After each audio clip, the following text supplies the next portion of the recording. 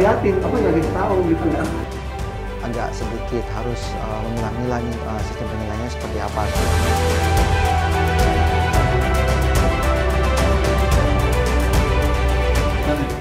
Berarti dari like kan ditentukan ya kan?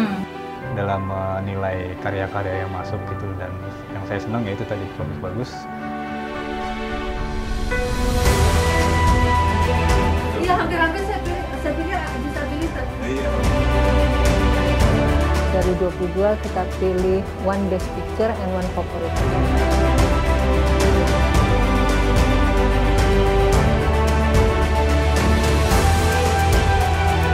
Sebenarnya tidak terlalu sesuai dengan topik, tapi maknanya bagus. Bingung nentuin sih, saling jagoannya masing-masing dari peserta.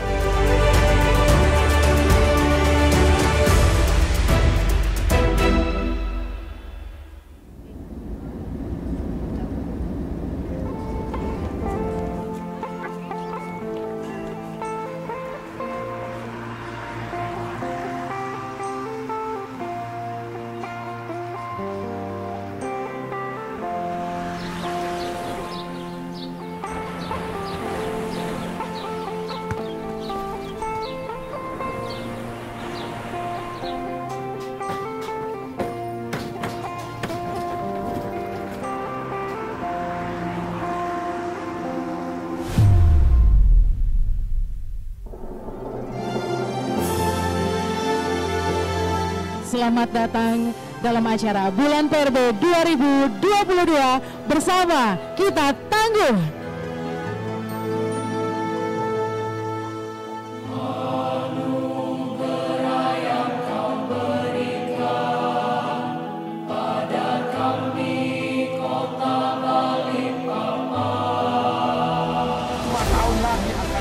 Hadir pohon-pohon baru yang ditanam hari ini.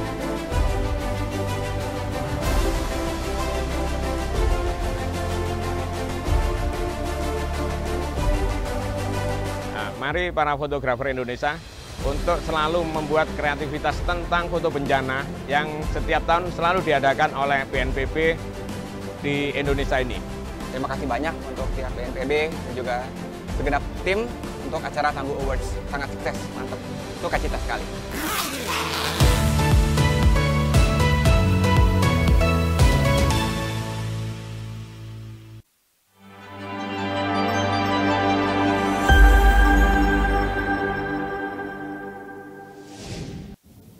Oke, selamat sore. Apa kabar sahabat Tangguh? Kami harap selalu bahagia dan selalu sehat semua. Di sore hari ini semoga semua itu semangat ya untuk mengikuti webinar ini. Perkenalkan sebelumnya saya Cakra yang diberi kepercayaan menjadi moderator pada acara webinar Tangguh Award 2023. Salam kenal semuanya. Oke, sebelum acara webinar ini kita mulai, mari kita saksikan sambutan dari Pak Abdul Muhari PhD selaku Kepala Pusat Data Informasi dan Komunikasi Kebencanaan. Silahkan. Assalamualaikum warahmatullahi wabarakatuh. Saya Abdul Muhari, Kepala Pusat Data Informasi dan Komunikasi Kebencanaan BNPB. Tangguh Award kali ini memiliki program menuju penutupan submit karya, yaitu webinar tentang topik yang dilombakan. Pada hari ini, webinar yang akan kita laksanakan untuk kategori komik strip yang bertemakan merangkai cerita bencana dengan cerita bergambar. Pembicara webinar untuk kategori komik strip ini adalah juri Tangguh Award 2023, yaitu Saudara Reza Mustar. Saudara Reza Mustar ini adalah komikazer. Komikazer salah satu karya komik yang bisa dinikmati di sosial media dengan pengikut cukup banyak, yaitu mencapai 148.000 di media sosial. Reza Mustar, kreator komikazer, juga pernah membuat komik bersama Ruang Rupa di beberapa ruang kosong di halte Transjakarta. Pernah diundang sebagai peserta di Asia Pacific Writers and Translator Festival di Manila dan Ubud Writers and Readers Festival di tahun 2015 di Bali. Saya mengharapkan webinar kali ini bisa mempertajam ilmu bagi para peserta sehingga dapat menjadi juara di Tangguh Award 2023 ini khususnya, serta memberikan manfaat yang lebih luas untuk ilmu kebencanaan pada umumnya. Assalamualaikum warahmatullahi wabarakatuh. Kita akan menyaksikan penganugerahan Tangguh Awards 2022.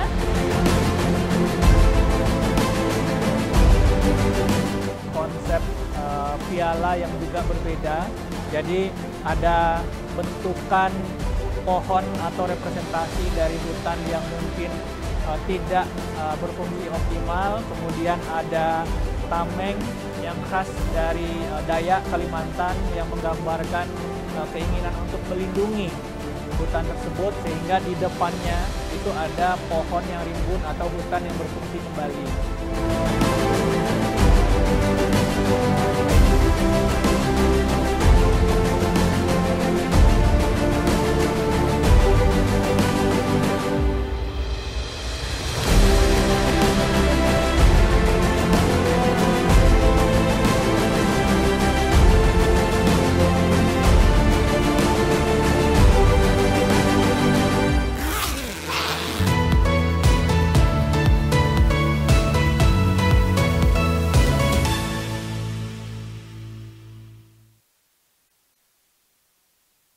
Oke, terima kasih atas sambutannya Pak Abdul Muhari.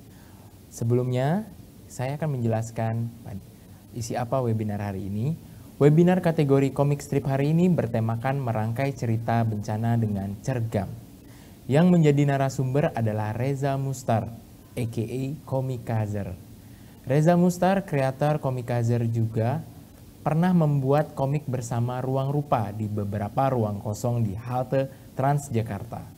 Pernah diundang sebagai peserta di Asian Pacific Writers and Translator Festival di Manila dan Ubud Writers and Readers Festival tahun 2015 di Bali.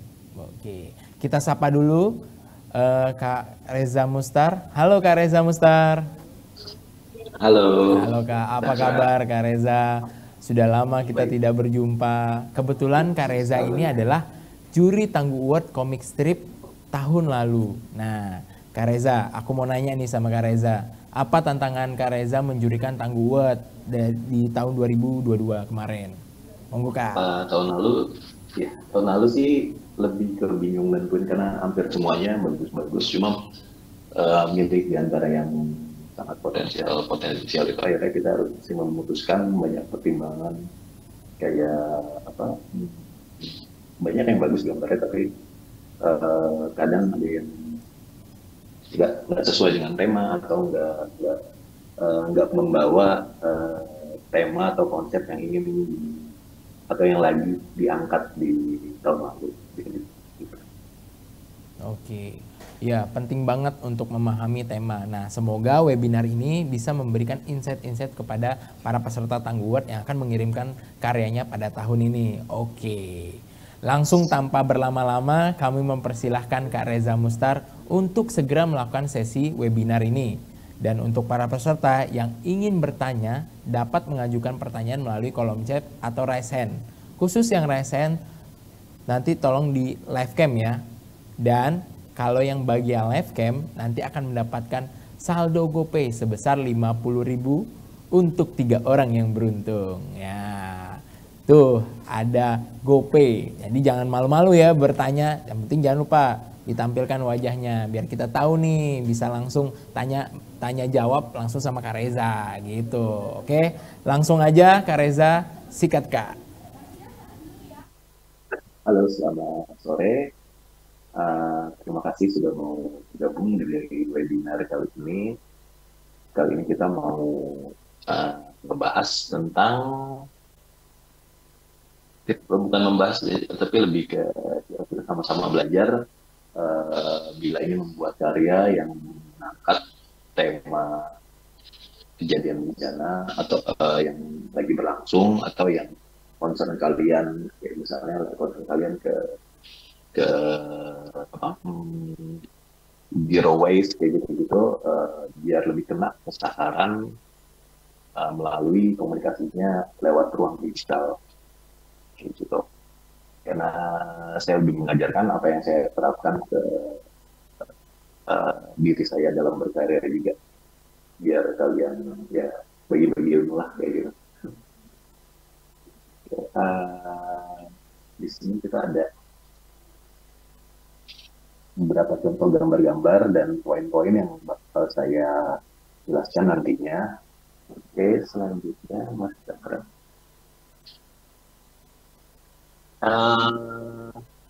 Poinnya dari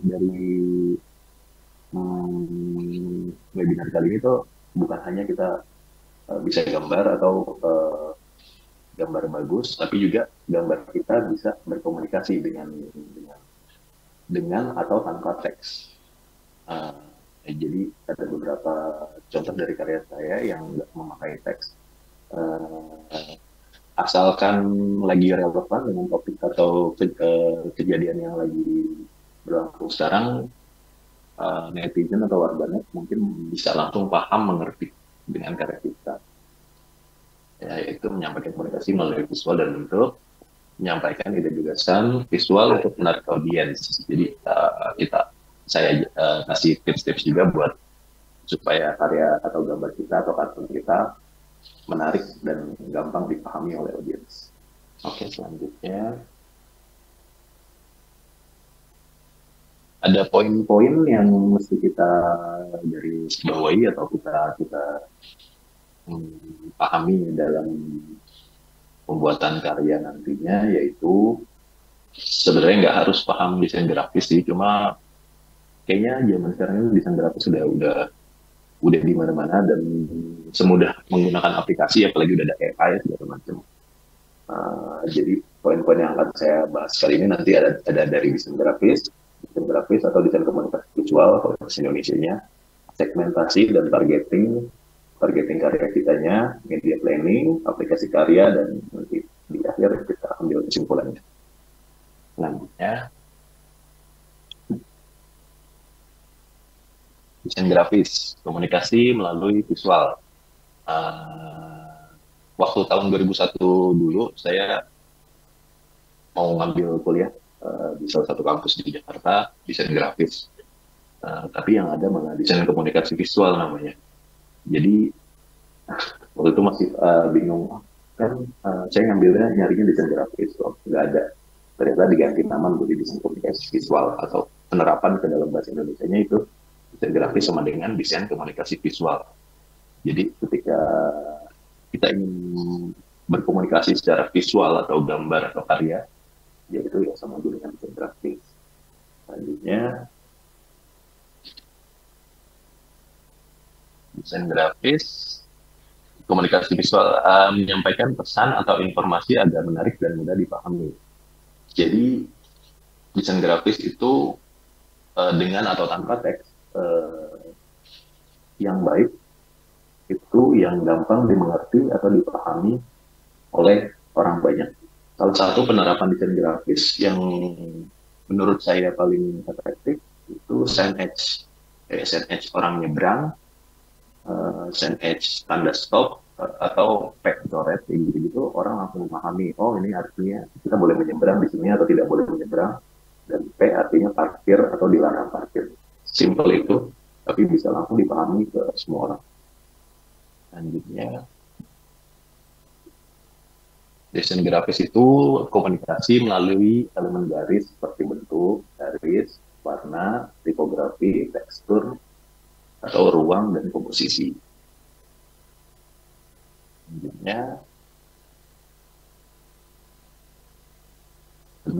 bentuk itu kayak yang seperti saya jelaskan sebelumnya yang tentang SendEdge, yang menurut saya itu desain komunikasi visual yang sangat berhasil karena bisa dipahami oleh orang hampir di semua negara, atau bahkan ya anak kecil pun langsung memahami tanda SendEdge yang ada di jalan.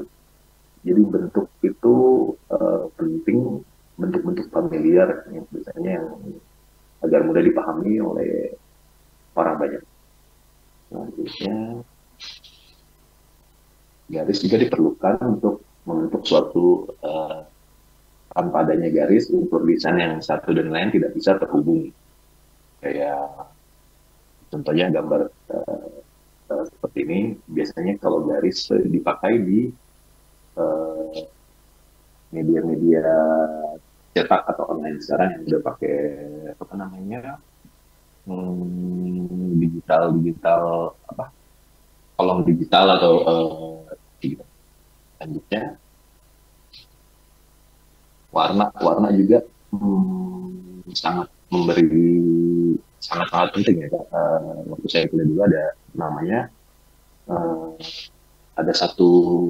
ada beberapa SKS khusus untuk mempelajari warna, namanya teori warna.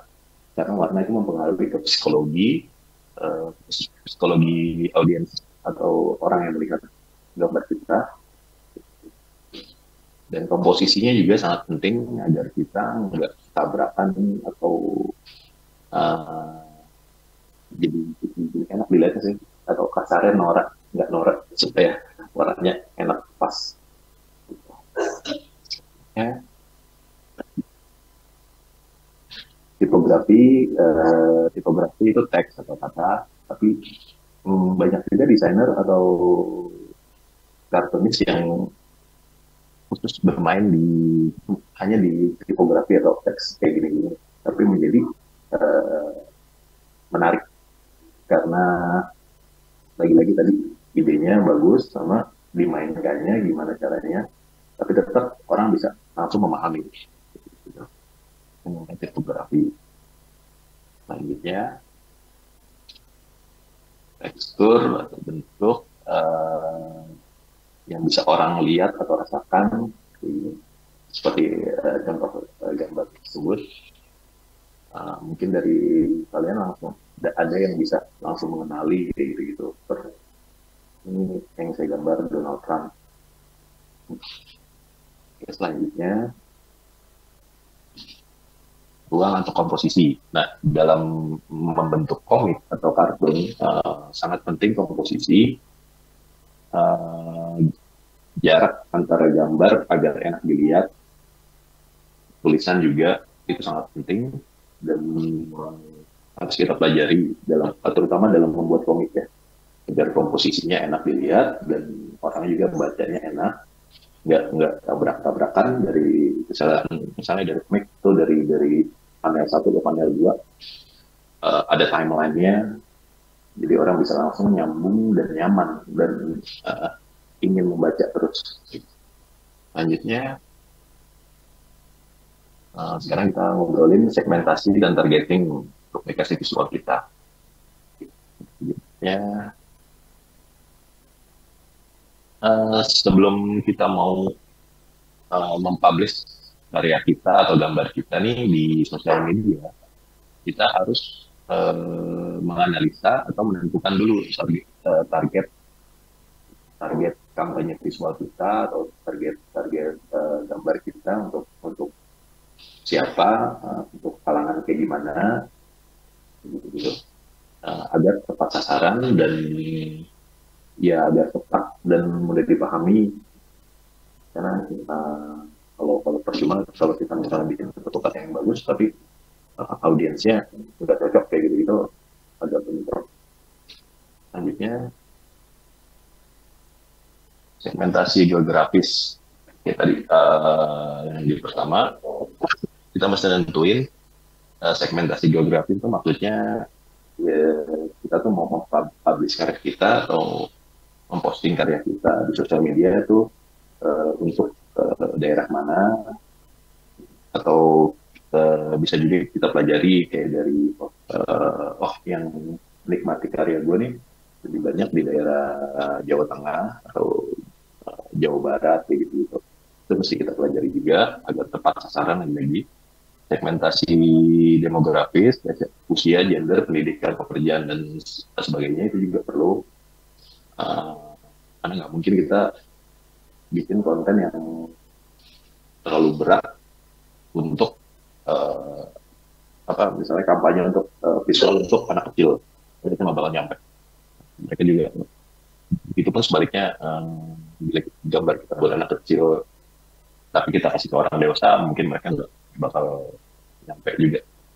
Meditasi psikologis mengenal berbagai relevan mengenai kepribadian, motif, minat, sikap, kepercayaan, dan nilai-nilai audiens. Ya, sekarang juga mesti agak sedikit hati-hati ya kalau misalnya membuat karya di online gitu. Takutnya masyarakat kita lagi sensitif dengan isu apa, terus kita angkat gambar yang agak-agak menyerempet ke sana, takutnya nanti malah jadi blunder buat kita. Segmentasi sosial budaya juga hampir sama seperti psikografis. Selanjutnya targeting, kumpulan riset dan penyesuaian bahasa komunikasi visual dalam kampanye. Setelah kita mentargetkan audiens kita siapa dan kayak gimana, kita jadi bisa menyimpulkan gambarnya kayak apa, kontennya kayak apa. Selanjutnya, ya poinnya gimana caranya agar karya kita, gambar kita, komik kita, kartun kita cepat sampai sasaran ke audiens dan gampang dipahami. Itu yang paling penting. Selanjutnya, media planning. Selanjutnya, kita juga mesti memahami media apa saja yang lebih efektif. Kayak sekarang misalnya TikTok atau Threads atau Twitter yang udah gabung menjadi X. Kita mesti jeli memanfaatkan sosial media juga agar kita bisa lebih tepat sasaran dan juga ngikutin perkembangan zaman, karena kita harus ngikutin zaman ya kalau misalnya kita bermain di era digital agar efektif dan menarik buat mereka. Selanjutnya, ya, seperti yang tadi saya jelaskan, menggunakan platform yang efektif dalam menjangkau audiens berdasarkan hasil riset yang telah kita lakukan dan kita. Selanjutnya, lagi-lagi kita harus up to date dan memahami budaya atau tren yang sedang berkembang, jangan sampai blunder. Karena zaman sekarang sangat sensitif, apalagi dengan ya warganet yang seperti kita lihat sekarang beli mesti peka juga, peka yang paling penting. Selanjutnya, sekarang saya mau ambil contoh dari berbagai karya-karya yang telah saya buat, yang saya yang menggunakan penerapan-penerapan yang tadi saya jelaskan. Selanjutnya, bentuk visual yang familiar yang tadi saya jelaskan agar orang bisa langsung atau paham sekali ngelihat.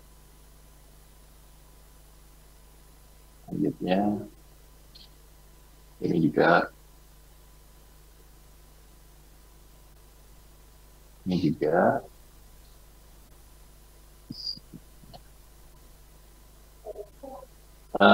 penggunaan teks juga terkadang kita butuhkan untuk menjelaskan konten atau karya kita. Karena teks dan visual itu saling berhubungan. Ini penggunaan teks lagi. Selanjutnya, teks lagi. Ya, ini contoh beberapa penerapan aplikasinya ke yang tadi saya bilang tipografi. Bermain-main dengan kata-kata atau huruf-huruf aja sebenarnya bisa menjadi suatu karya. Selanjutnya, tadi sudah. Selanjutnya,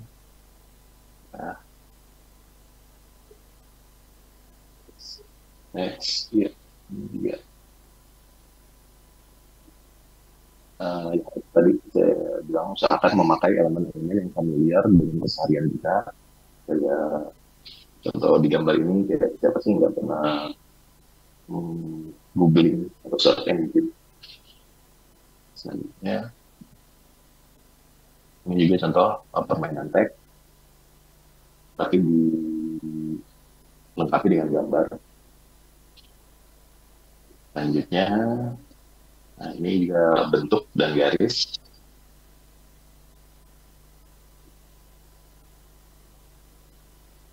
Selanjutnya, komunikasi visual yang baik itu yang menurut saya yang simple, minimalis, tapi pesannya gampang dipahami. Selanjutnya,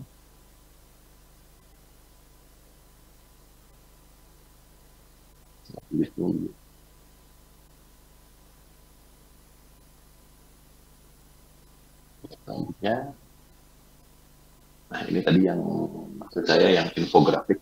Ketika kita ingin menyampaikan informasi yang banyak, kita harus mempelajari teknik infografis. Di infografi itu agak lumayan kompleks, tapi pasti bisa.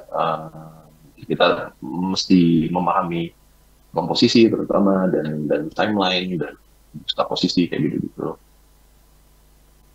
Selanjutnya, ya kita harus lagi-lagi peka dalam menangkap bahasa visual yang ada di keseharian kita. Selanjutnya,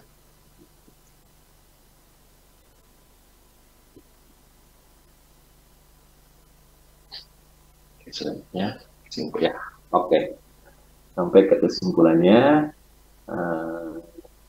Selanjutnya, jadi gambar atau visual adalah bentuk komunikasi juga. Sama seperti signage tadi dijelaskan, ya gambar visual itu bentuk komunikasi kita. Selanjutnya, ini selanjutnya budaya populer atau keseharian dapat menjadi gimmick juga atau daya tarik kita untuk menarik audiens, terutama di visual kan. Kita harus memahami lagi tren apa. Selanjutnya, ya kalau kita mau membuat karya yang mengangkat sesuatu atau concern kita atau hobi kita kemana, kita bisa menggunakan sosial media karena itu media yang efektif, terutama zaman sekarang ini sangat efektif untuk menarik audiens kita atau agar audiens lebih gampang dipahami. Selanjutnya, ya penggabungan elemen-elemen dalam desain grafis. Ada teks juga, ada bentuk juga, ada komposisi juga, warna. Selanjutnya, grafik visual yang sederhana, efektif, dan menarik audiens. Selanjutnya, lagi-lagi kalau konsep kita udah bagus, tidak harus kita bisa gambar untuk membuat komunikasi visual yang baik. Sebenarnya balik lagi ke konsep dan kekuatan dari pesan gambar kita nih.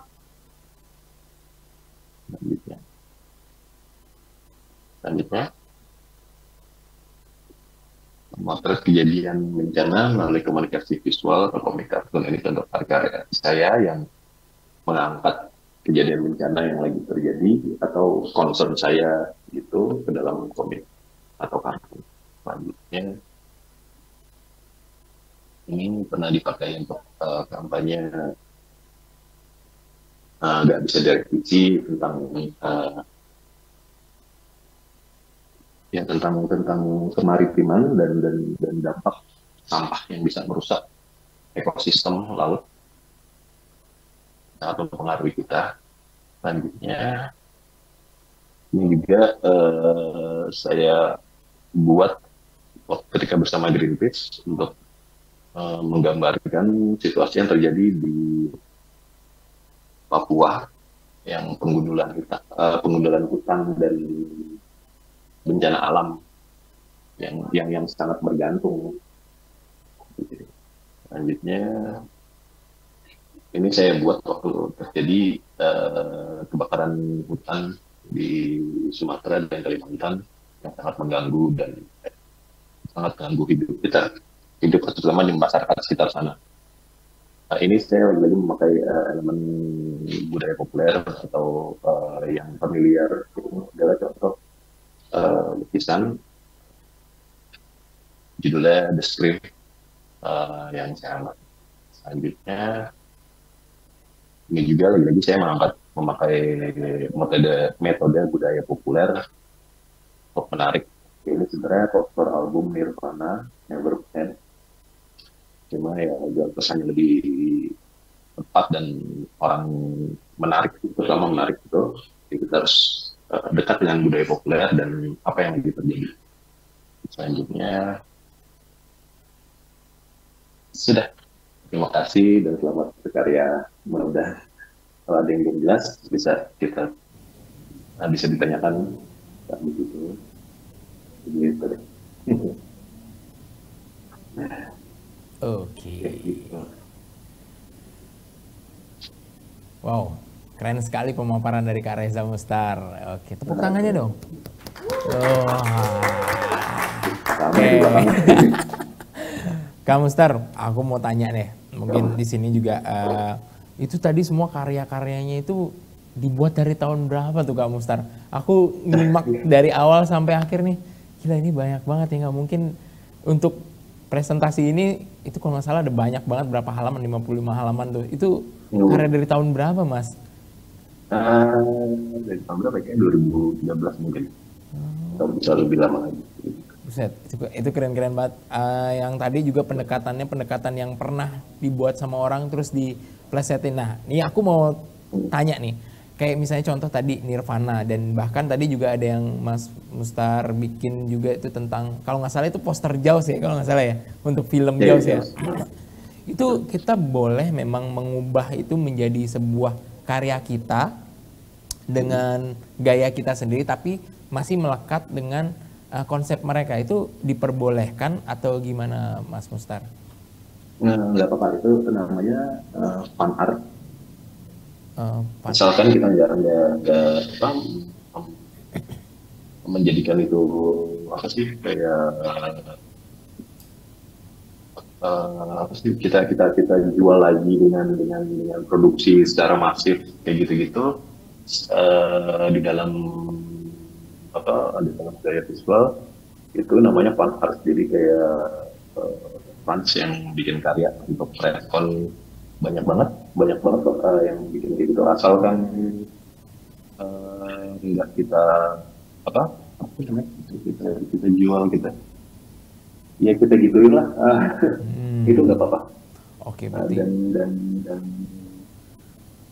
dan ya itu efisiensi. Ada beberapa juga yang mau parodikan di luar pun udah menjadi suatu poster. Misalnya ada film apa diparodikan dengan meme atau gambar juga yang persis.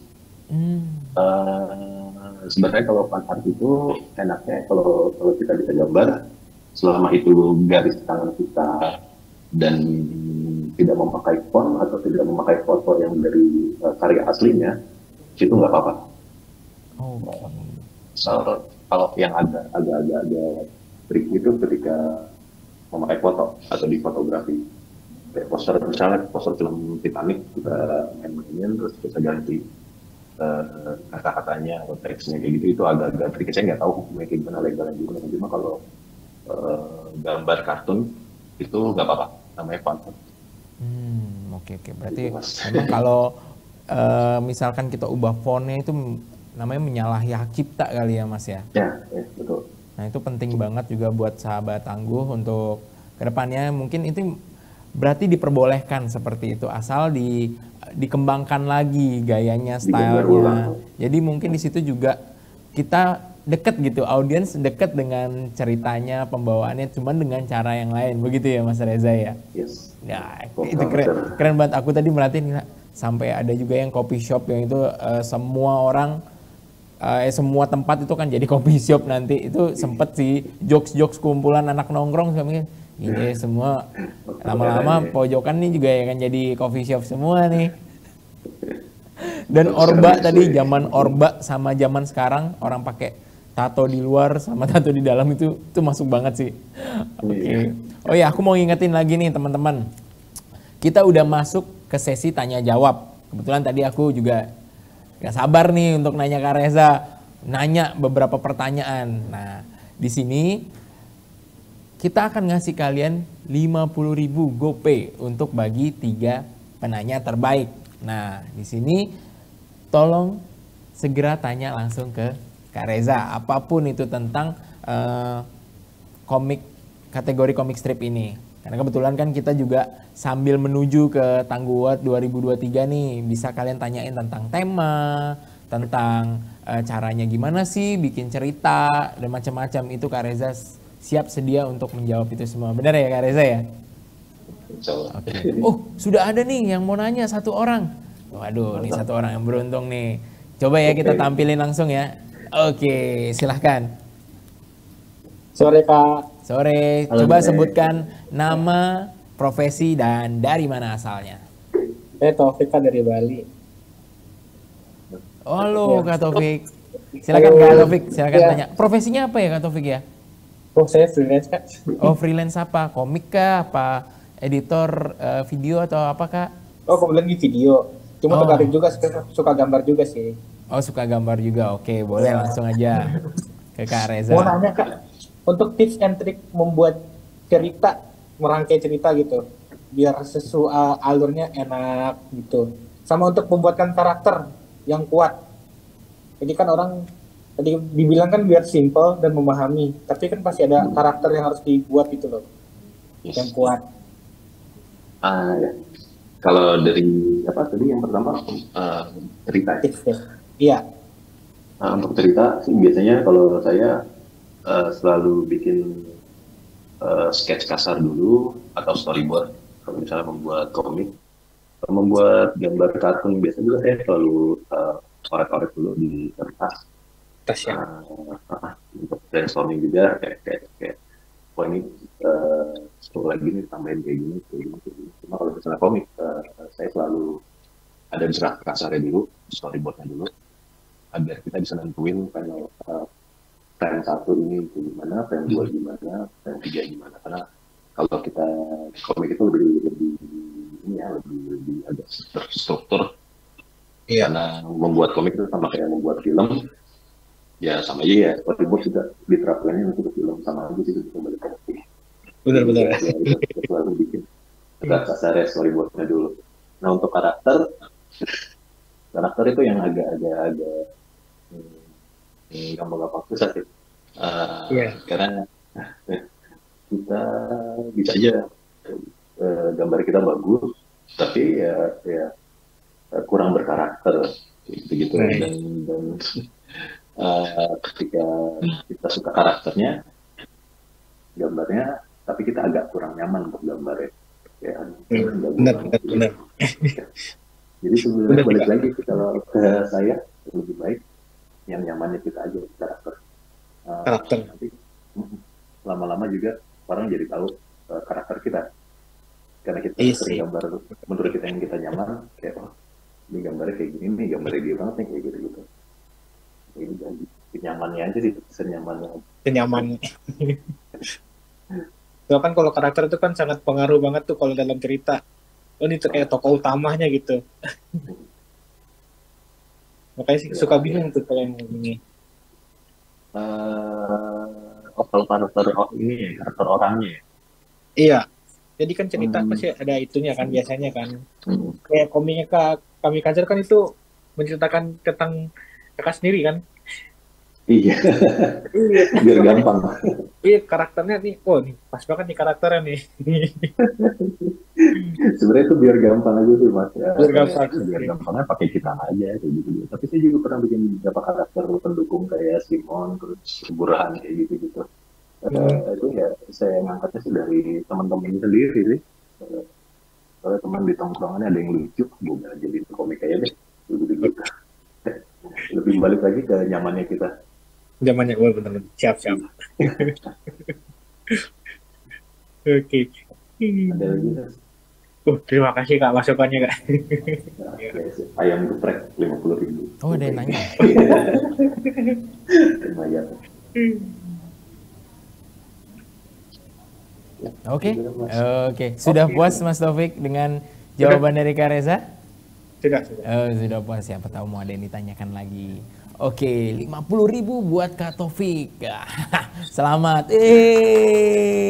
Bupe. Lumayan pakai buat beli Kivisai. Ya, kan nggak boleh pakai sebut brand. Oke, di sini juga ada yang bertanya langsung di kolom chat kita. Aku langsung bacain ya Kak Reza ya. Oke, di sini Olive Mahasisa. Waduh. Mahasisa. Ini bener ya mahasiswa ya? Oh mahasiswa ya. Mohon maaf ya. Olive mahasiswa dari Bekasi. Oke. Kak, mohon maaf. Kak, bagaimana membedakan komik dengan karya seni? Seperti yang saya tahu, komik itu perpaduan seni dengan sastra. Bagaimana membedakannya? Monggo Kak Reza. Bagaimana membedakan komik dengan karya seni? Nah, gimana ya? Sebenarnya sudah waktu saya beberapa kali ada event dengan beberapa komikus dari luar juga. Itu selalu jadi bahasan klasik yang apakah karya komik itu karya sastra, apakah karya komik itu karya seni, ya tapi itu udah jadi kayak gimana ya, jadi kayak ayam atau telur gitu. Jadi sebenarnya nggak usah musingin kayak gitu ya komik ya karya seni juga, sama seperti seni terapan lainnya kayak film, musik dan lain-lain. Film pun hampir sama seperti komik dengan memakai banyak elemen seni, kayak dari seni musik, dari seni sastra juga ada di film, seni visual juga ada, seni fotografi juga ada, visual artnya juga ada, seni rupanya juga ada. Begitupun dengan komik, kita bisa bikin karya sastra melalui medium komik. Sekali lagi komik itu sebuah medium dan medium seni, jadi ya komik seni sama aja sih, nggak usah ini apa nggak usah khawatir. Bedainnya ya sebenarnya kalau di komik pun ketika sekitar tahun 70-80-an sempat ada beberapa komikus yang nggak mau karyanya dibilang komik, karena menurut mereka karya mereka tuh terlalu berat untuk dikategorikan sebagai komik. Makanya mereka memakai nama grafik novel atau novel grafis kayak gitu. Tapi kalau orang awam pasti ngeliatnya ya ini komik sih, sama aja sudah. Cuma katanya aja yang dibedakan, jadi lagi ya sama aja. Gitu. Oke.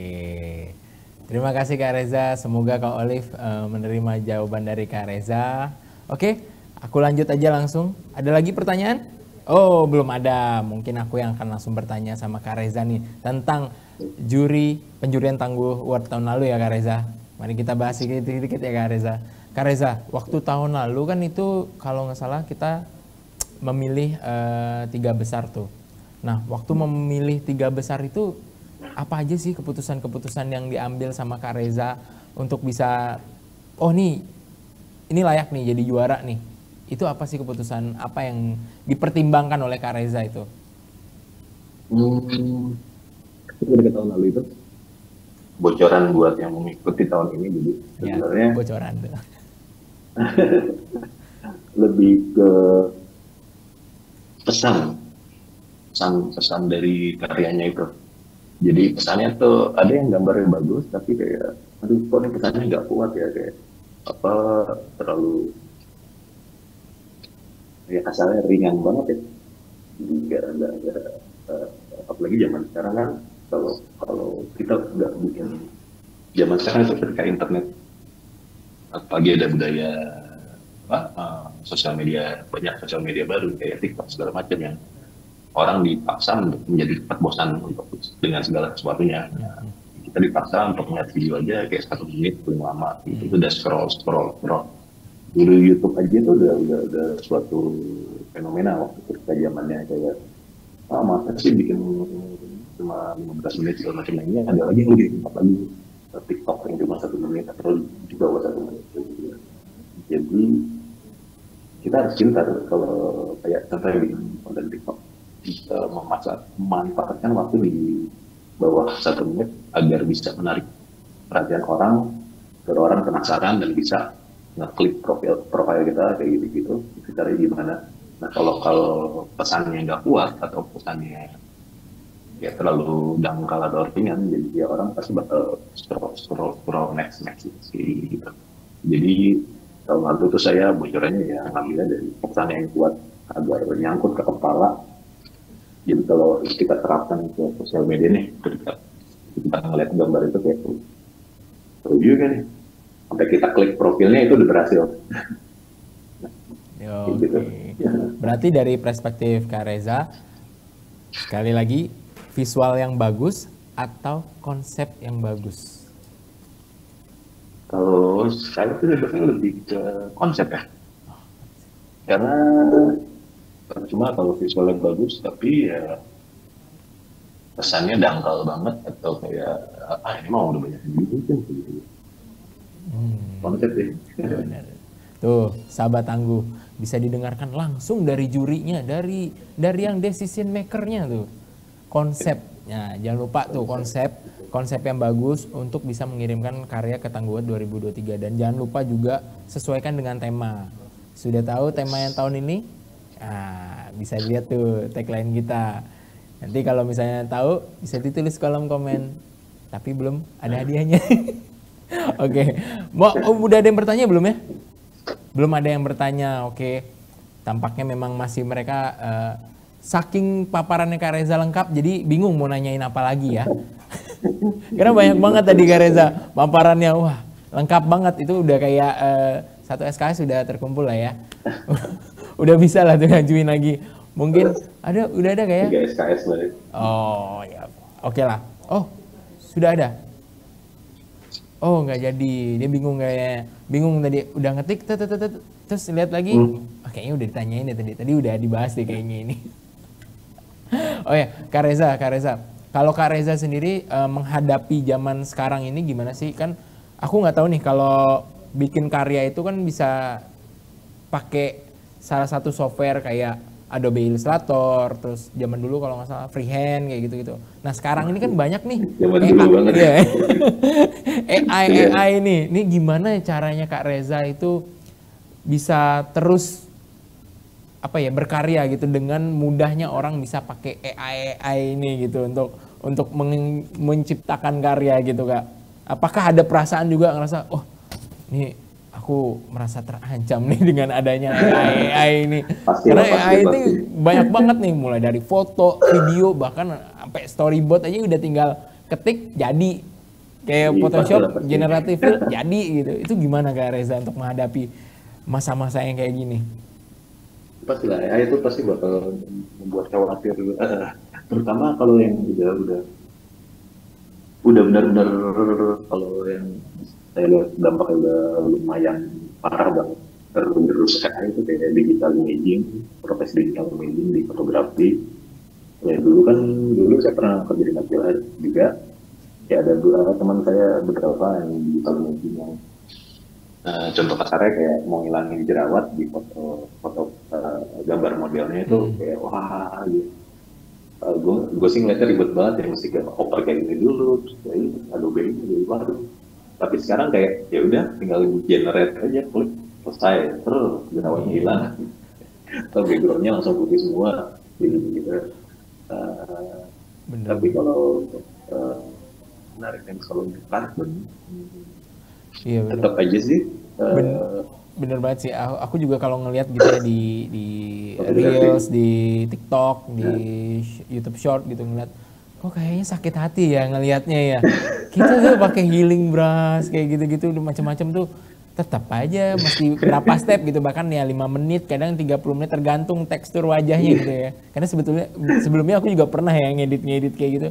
Dan sekarang ngeliat cuma tinggal generative fill, udah selesai, kelar. Hilang profesi itu. Orang tinggal download Photoshop. Wah itu makanya jadi majalah ya, jadi desain grafis juga kena itu juga mas bantuin juga kayak ya itu ngomong ngilangin background kayak gitu kan dulu susah banget ya. Oh iya, ngilangin background kena rambut gitu kan itu susah banget tuh ngilanginnya. Sekarang udah segampang itu ya, pakai aplikasi itulah yang ada di ini Canva ya. Pakai kayak gitu udah gampang banget, makanya gila ini AI ini sangat sungguh mengancam. Tapi Jangan lupa balik lagi ke pernyataan Mas Reza tadi, konsep is number one. Karena orang bisa hidup, bahkan bisa terus berkarya karena konsep. Aku juga megang prinsip itu sih, konsep itu nomor satu. Kalau eksekusinya ya gitu-gitu aja mah sama aja. Ya kan Mas Reza ya? Setuju nggak? Kita setuju ya untuk prinsip itu ya? Iya, ngejar visual bagus, sekarang kita udah bakal kalah sama AI. Kalau kita andai kata ngejar visual yang kita yang berkarakter atau kasarnya gambar kita jelek pun ya nggak apa-apa. AI itu nggak bisa yang kayak gitu, justru malah AI malah ngejar bagus, nggak apa-apa. Yang penting kita berkarakter aja gambar. Jadi so far sih nggak terlalu ya khawatir, cuma ya selama kita masih bisa karakter dan selama AI belum bisa bikin kesalahan minor di gambar gitu kayak layaknya manusia, oke lah, masih bisa lah kayaknya. Oke lah. Oke, thank you Mas Reza. Sudah belum?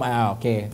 Karena memang tidak ada pertanyaan juga dan kita sudah tiba di penghujung acara kita.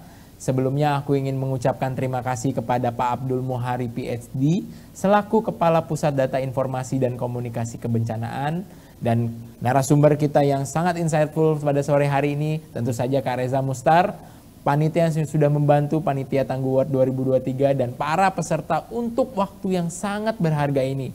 Sebelum kita akhiri, mari kita foto bersama. Semuanya wajib on cam ya, kita foto bersama ya. Cue dari aku ya. Oke, ready? Oke, ready? Oke, mohon on cam. Oke, on cam semuanya ya. Biar kelihatan, kita tahu wajah ganteng dan cantiknya sedang berada di mana. Di atas kasur pun nggak apa-apa. Kan yang penting niatnya. Iya nggak? Untuk mendengarkan insight-insight dari Kak Reza langsung. Oke, ready ya? 1, 2, 3. Oke, lagi sekali ya.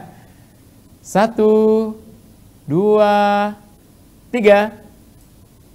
Oke, siap. Oke, terima kasih sekali lagi. Semoga webinar ini memberikan pencerahan dan menambah wawasan kepada kita semua. Kita tunggu karya teman-teman di Lomba Tangguh Award 2023. Segera kirimkan karyamu dan jadilah juara. Salam tangguh!